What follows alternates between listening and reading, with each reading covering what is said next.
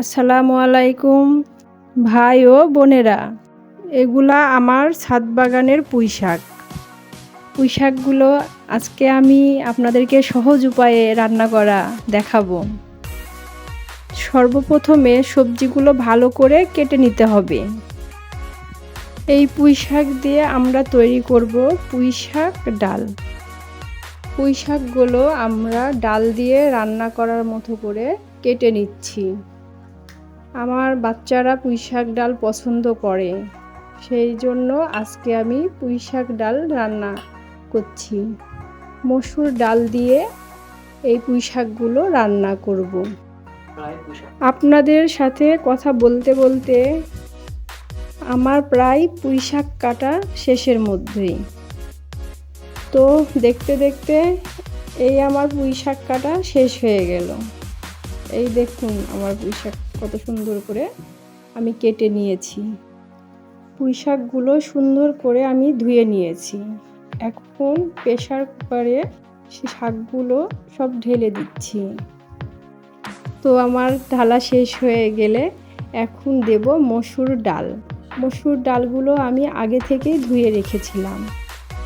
এইটা আমার প্রথম ভিডিও, কেমন হয়েছে তা অবশ্যই আপনারা কমেন্টে জানাবেন। এখন আমরা আদা ও রসুন 1 চামচ করে দিয়ে দেব। এবার আমি দিব পেঁয়াজ কুচি আর কিছু মরিচ কুচি। এখন আমি কিছু পেঁয়াজ কুচি ও রসুন কুচি রেখে দিলাম। এখন দেব 1.5 চামচের মতো শুকনা মরিচের গুঁড়ো, আর দেব 1 চামচ বা 2 চামচ আপনার স্বাদ মতো লবণটা দিয়ে নেবেন।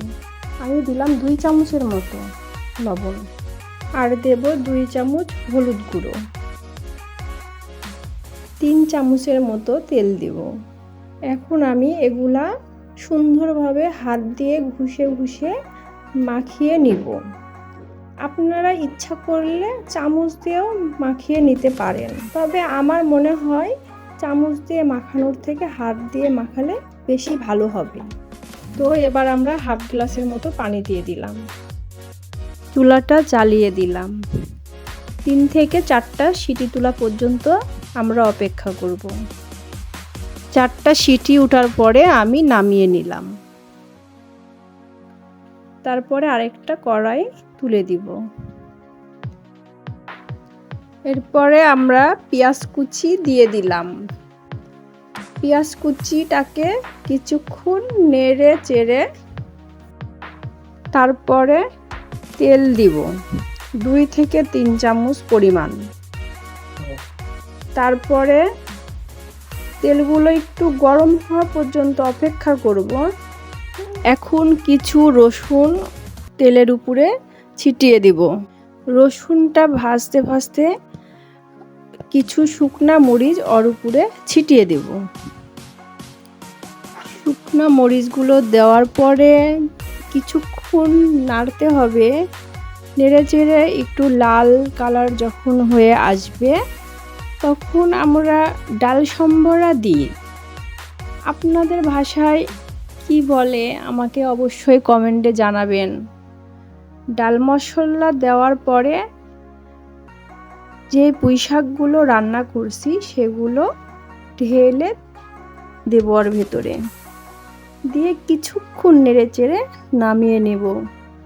আমাদের এই রান্নার রেসিপিটা কেমন হয়েছে তা অবশ্যই জানাবেন। তো ভালো থাকেন, সুস্থ থাকেন, আপনাদের জন্য শুভকামনা। ফুল ভিডিও দেখার জন্য আপনাদেরকে অসংখ্য অসংখ্য ধন্যবাদ।